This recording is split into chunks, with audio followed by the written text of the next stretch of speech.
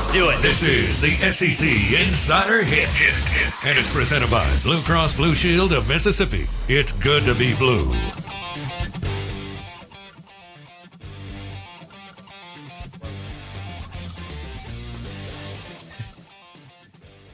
Are we on the cameras?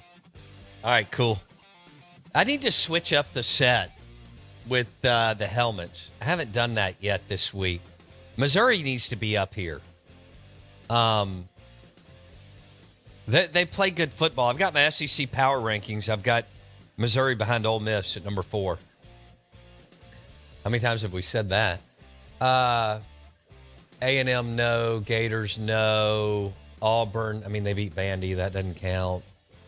Arkansas, they won their way maybe back on the set. You think Mizzou over Kentucky LSU? won? Would you put Mizzou on the desk or over LSU? Yeah, I said that. Wow. So replacing LSU with Mizzou. Well, I don't know who I'm replacing. Let's see. Is there anything else over there? South Carolina and Vandy don't count. They're terrible, along with Mississippi State and Arkansas. Yeah. So Arkansas, that was a big win. Kentucky had a win. Missouri. I know they didn't win, but they played well. For who they are, that's a big bounce back. Drinkwitz, they went in the portal, spent a ton of money, got what they needed. They're winning. And, we'll see how much longer the Mississippi State fan base wants to do their pearl clutching or if they want to win. It's that simple. Out of Bounds, 105.9 The Zone ESPN. Your SEC Insider Hit is brought to you by Blue Cross Blue Shield of Mississippi. It's good to be blue, the official healthcare provider of the Out of Bounds show. Delta State is on the studio set. Georgia's on. Dallas lost, but they played well. Dak played well. They played well. Philly's good. Steve Palazzolo said it. Philly's the better roster. And you can't fumble on the 3-yard line. CeeDee Lamb, you can't fumble on the 3 when you're and Philly can't fumble 3 times and get them all back. So you can't fumble on the 3-yard line when you're CeeDee Lamb, and Philly can't fumble 3 times and you can't and not recover it. True. If you're Dallas. Yeah. Saints are still on here, but here, look, the deal with the Saints is their helmet's cool. Well, yeah. The Fleur-de-Lis, the gold. Yeah, it's when I was growing up, not only were they terrible on the field, their uniforms were awful when I was sitting in the Superdome in 1983. I mean, the whole thing was garbage. Today, again, Sean and Drew and just new stuff and new looking whatever. They're on the set. Bama's on. They beat LSU. They're going to the SEC championship game. LSU needs to be off, although they have a nice team. 3 losses. You run the numbers out. It's a disappointing year for LSU. Yeah. They don't get up wanting, and they could lose again. And we'll see from Mike Detillier in an hour what he says about Jaden Daniels. Right? Right. I mean, that's I don't know if Will Rogers is playing or not this weekend. That's not an ideal space to come back, but Will's played all these teams because he started forever. I don't think it matters who they play, really. They're not going to do a whole lot against that A&M defense. But A&M with Max Johnson out, we think ribs and so on. We'll see how that looks. Is there anybody else that I'm missing?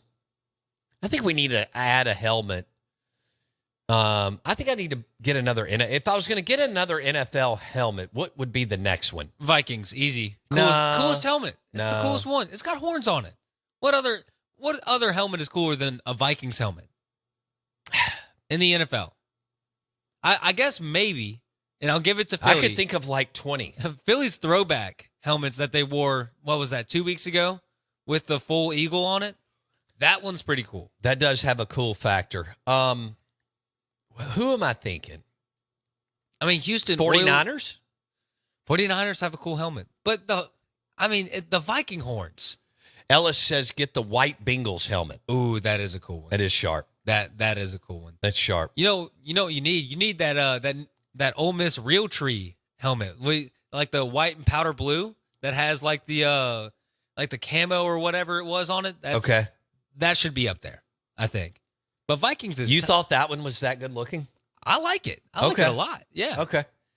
I've given away all 3 of my Ole Miss helmets. My 2 powder blues and my Navy. Unless my Navy is back there and I just can't find it. Which that could be a possibility, but I don't think it's back there in that closet. Ooh, somebody makes a great point on the text line. Could I even give away? I mean, I don't even know if somebody, if we tried to give away a Mississippi State helmet this morning, I'm not even sure anybody would take it. Wow. I think so. Okay. Yeah. Somebody on the text line said, got to get a Lions helmet in honor of Dan Campbell. That's a great point. Okay, let's get a Lions helmet. That's a great point. Because he's a kneecap biter. Have you got his espresso hit or whatever it was? Bring that up and let me know when you have it. We are the Out of Bounds Show, 105.9 The Zone, ESPN. Our Ag Up Equipment, the Ag Up Equipment text line, 601-885-3776. We started off with what people drink in the morning. Crazy. Diet Coke, Mountain Dew. Somebody said something I'd never heard of. Dr. Thunder? Yeah, it's like a different Dr. Pepper. Okay. It's like a knockoff. Or like Mr. Pibb. Mr. Pibb. Yeah. Have you ever had a tab? I think I might have had half of a tab in my life before. Okay. And I was like, this doesn't taste as good as Coke. Yeah. Let's ask, does anybody out there drink tab or know someone who does? Text line, 601-885-3776. Your SEC Insider Hit is brought to you by Blue Cross Blue Shield of Mississippi. It's good to be blue. The official healthcare provider of the Out of Bounds Show. Sean, real quick, says Ole Miss tree helmet is the ugliest of all time. Wow. I think I'm going more with Sean than with Jason. Really? I mean, we could get another powder blue. That looks good. Whatever the hell you just described, I can't even wrap my brain around it. But anyway, all right. In honor of what people drink in the morning, and the fact that we're getting a Detroit Lions helmet, and I'm sure we have options, right? This is what Dan Campbell drinks in the morning. Well, normally what I do is I'll get 2 venti. I go to Starbucks. I get 2 venti of the pipe with 2 shots in them. So black eye in both. That's what I come in with. That's how I start the day. So. That guy does not need a probiotic. You hear the shriek of horror from the crowd. There had to be a female in there that's covering I mean, I know there's females covering every NFL team, which is wonderful. But did you hear that? Didn't that sound like a lady that was kind of laughing? Yeah. All right, play it. Let's see if we can get a little more background. Play it one more time. Well, normally what I do is I'll get 2 venti. I go to Starbucks. I get 2 venti of the pipe with 2 shots in them. So black eye in both. That's what I come in with. That's how I start the day. So. Did you hear that? There's a shriek of horror. There's laughter, but there's also a scream. Yeah, everybody's thinking holy S, right? This guy's an animal. Like he's going to blow through this room right now. Yes, he is. And I mean, the dude already gets up and throws weight around for 90 minutes in the morning. I mean, he makes you look like you don't work out. He does. That guy is a monster. Like, and he wears sleeveless. They're almost like he's turned them into sleeveless pullovers to press conferences. And because he's got guns of steel, he can do it. And he's got tries coming. I mean, tries walk in the room with him 10 seconds after he's walked in the room. His tries are still coming in. You know what? I would pay $100 pay-per-view to see Dan Campbell fist fight Utah head coach Kyle Whittingham. I think that would be a knockdown drag out. Ooh. Wow. That could be Dan Campbell, head football coach of the Detroit Lions, against Kyle Whittingham, head football coach of the Utah. Are they the Utes? The Utes, yeah. Oh, okay. I just thought of something too. You could kind of come off as like, what was that movie? Joe Pesci, where he's trying to say He gets mixed up with the judge. My cousin Vinny. Yes. Yes. You look like my cousin Vinny. A grit? What is a grit? Yeah, a grit. That's a grit. Yeah. What is a grit? That is so good. Which ties into the fact that you eat a lot of grits. It does. Hungry man grits. It does. I thought you were going to call me Rudy, which I've been called before. I'd rather Joe Pesci. Yeah. From my cousin Vinny. Yeah. 1,000%. I never thought about that until then. That's pretty awesome. Okay. Do I want to switch gears and talk sports? Not really, but I am. Okay. All right. We are the Out of Bounds Show. We're live in the BankPlus Studio, 105.9 The Zone ESPN. You can watch the show right now. We just made a real. Wouldn't you say this is pretty much an executive decision? This is a big decision. We just decided to go with we're going to get a Detroit Lions helmet in honor of Dan Campbell. People just witness history. They really did. They listened to or watched history. Because then they'll be like, wow, look at the helmet on the desk. I remember when they talked about getting that. Yeah. And I almost need to get one more NFL so that we'll have 4. Because I don't like having an odd number. But we'll start with Detroit Lions because I think they're like $200 a piece. And I got to get another Ole Miss one. I guess I need to stop giving them away to friends. Yeah. And then the Tito's one I gave away to a friend, but Tito's said they were sending one, but I haven't gotten it yet. I mean, that Tito's black helmet, is that sharp or what? Yes, that's probably top 3 in the room. Yeah, I agree. That Kentucky one's beautiful. That blue is nice. The Cowboys, that silver and blue color and white, you can't go wrong with that. Classic. Yeah. It's not because it's the Cowboys. I'm just saying the color scheme. True. There's some ugly ones in here. LSU.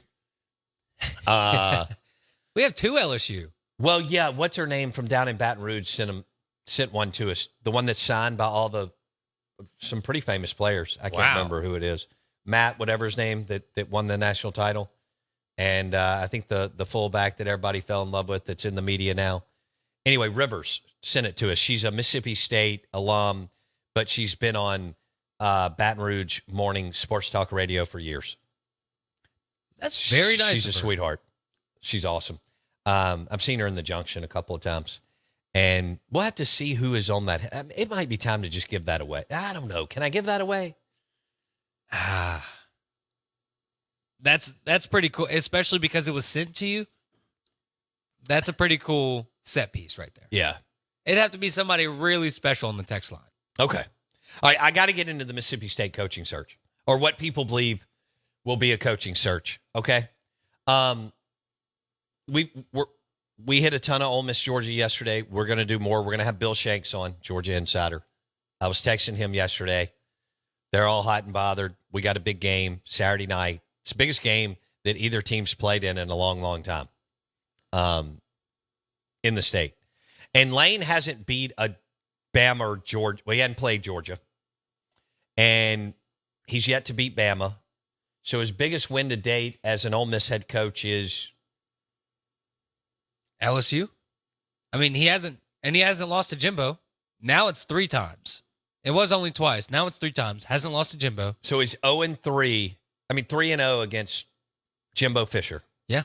He's +3 coach effect. No one else in the conference is.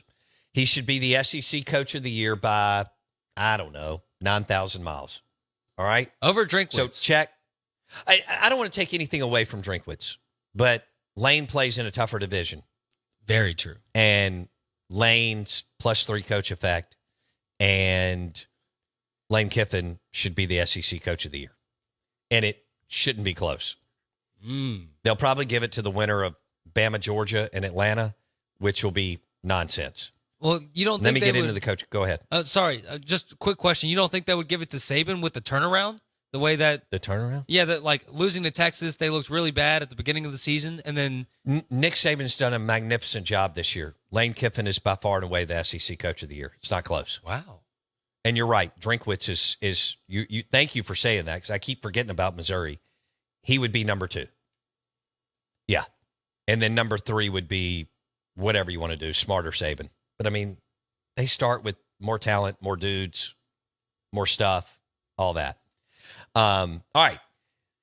So yesterday at the end of the show with Tom Luganbill, we asked about potential candidates with the Mississippi State job. I think you got to make Gus Malzahn tell you yes or no. He's been there. He's been in the battles. He understands it. He won a bunch of games. He's been in the pressure cooker of Auburn, which is way more pressure than MSU or Ole Miss. Not that there's not a lot of pressure at MSU and Ole Miss. There is. But way more pressure at Auburn because of that mighty, mighty monster in Tuscaloosa since the 50s. Okay? Gus Malzahn, we finally got the name of the Texas State coach right. G.J. Kinney. We mentioned Jeff Traylor at UT San Antonio. I think Bobby Petrino has to be. You got to kick the tires there. He would take the job. I mean, he wants to get back in, so bad he can't stand it. Plus, he knows Jimbo Fisher is not a good head coach. If if Texas A&M hired Bobby Petrino right now, it would be a massive upgrade. But they're not going to do that. You can't, even though he's had to work with the backup quarterback and Jimbo around him and so on. But I think Gus Malzahn, Bobby Petrino. Do we have the Luganbill cut? We have the one on G.J. Kinney. Why he thinks that he's actually a pretty good and that choice. There's a lot of risk. There's going to be a lot of risk, period. I mean, Malzahn brings in as little risk as out there just because he's proven. He's done it. Now, if you want to load the boat, go ahead and offer Gus $8 million and something like that. You know that you get better overnight and you can be competitive. Since everybody has one team shelf life now with the portal, you can look at Missouri. You can flip your team in 1 year. Yeah. There's other teams I'm not referencing. Y'all know some of them that went in the portal and flipped their team too. Chadwell would make you better overnight, but I don't know if that offense, that he is a phenomenal coach. I don't want to take anything away from him. I don't know if you can recruit that person. He can do it at Liberty. I don't know if you can recruit that personnel at Mississippi State and beat teams that are better than you. Do you see where I'm going? Yes. I love his run. It's a cool, the running game, the concepts, what he does scheming. Again, I think he's the Kyle Shanahan of the college level to a certain extent. But the NFL's different. Everybody's built to be the same. College and high school is loaded with blowouts, right? Yes. That's why the NFL's better. I mean, my man Dave Bartu, I'm like, dude, do you watch high school football or college football? He goes, not really, but I watch the NFL. I mean, that says all you need to know right there. I mean, that's why the ratings are what they are, Jason, because most of these teams are evenly matched. Boy, that Dallas-Philly game was a hell of a game, wasn't it? I hate that Dak stepped out of bounds on that 2-point conversion because then you could have kicked the field goal without taking the sack. You know what I'm saying? Very true. And I hate that CeeDee Lamb fumbled on the 3-yard line. When you're playing Philly, who's better than you, and you're on the road, and you're in the red zone, and your quarterback drops a dime on you, you can't fumble that football. But when Philly puts the ball on the ground 3 times, you got to get one. Don't you think? Oh, no doubt, especially in a game where they don't give it up often. Right. You have to. Yeah. Tom Herman, I think he'll be in play. No, you take Malzahn over Tom Herman. Because he's proven, right? Absolutely. He's been at Auburn. He's beat everybody. I mean, he's winning at Central Florida. He's a grown-up. He doesn't get in trouble. Gus is never, off the field. There's none of that. I mean, if ADs like to sleep, it's hard to sleep well at night because you're managing insane ambition, okay? I mean, your coaches, both male and female, on your SEC campuses are, as you know, Jason, are driven out of their mind to win. Oh, no doubt. I mean, it's a cutthroat back against the wall, could be on the hot seat in a, I don't care if you're the softball coach or the football coach or tennis coach or, track and field coach. Your you know what could be done. All it takes is one meet or a couple of games, and you can't get it back. You can't get your feet back under you. Gus Malzahn, you go and you load the truck, and you say, Gus, do you want a shot to coach in the SEC again? He's got to have a chip on his shoulder from being fired. He should not have been fired at Auburn, but he was. But Auburn's, who drives them crazy? Roll Tide. Yeah. Okay. Yeah. So, they did finally get it right with Hugh, but it's not going to be easy, and you can tell Hugh's struggling. I mean, we're talking about Zach Arnett with no head coaching experience and a coach who died last December, and him getting thrown into the fray in the mix of what I just described of this ambition, talent, win-at-all-cost league that is the Southeastern Conference. I mean, Hugh Freeze is not making it look easy in year one at Auburn. He will get it right, but it just goes to show you that it's not. I mean, Jimbo's in year 7? Yeah. And he's leading the Power 5 the last 2 years in negative coach effect. Let me say that again. For how much? Jimbo for $10 million a year. Yeah. Jimbo Fisher is leading the Power 5 in negative coach effect. Now, I want you to think about that and how bad that is. Let's see if I can pull that up again. Bartu was tweeting. Here it is. Last 2 seasons, A&M leads the Power 5 at -9 games coach effect. -9 games coach effect. Jimbo is number 1 in the country at negative coach effect. Wow. And they're staring 7-5 in the face this year. Lane Kiffin is +3 coach effect this year. Mike Leach was +2 coach effect last year. Just to give you an idea of guys who take, not that Lane's roster is bad, it's a good roster, but still take less and win. That's what that is. Yeah. Lane Kiffin's +3. No one else in the conference will be +3 coach effect, Jason. They don't have a shot. It's not even on the table. Mike Leach lived in positive coach effect at Washington State and at Mississippi State. Somebody on the text line asked a good question, Pappy. He wondered if Arkansas and Mississippi State are both open, which one would Gus take? I think Arkansas, just because of his Arkansas roots. I could see that. Yeah. And then Lashley's tied to Arkansas. That would be Rhett Lashley, head coach at SMU. So maybe and Lashley's not a good play caller, but it looks like he could be a good head coach. Now, he got labeled a good play caller early because we do that. We labeled Jimbo a super duper good head coach because he won a national title with Jameis Winston. That was a fun segment, man. I still want to talk more nachos and the best protein to put on nachos. And Tab and Diet Coke. Yeah. Diet Coke. Incredible. The Out of Bounds Show is brought to you by Independent Roofing Systems, the #1 commercial industrial roofing company in Mississippi, roofing.ms, and they are the best.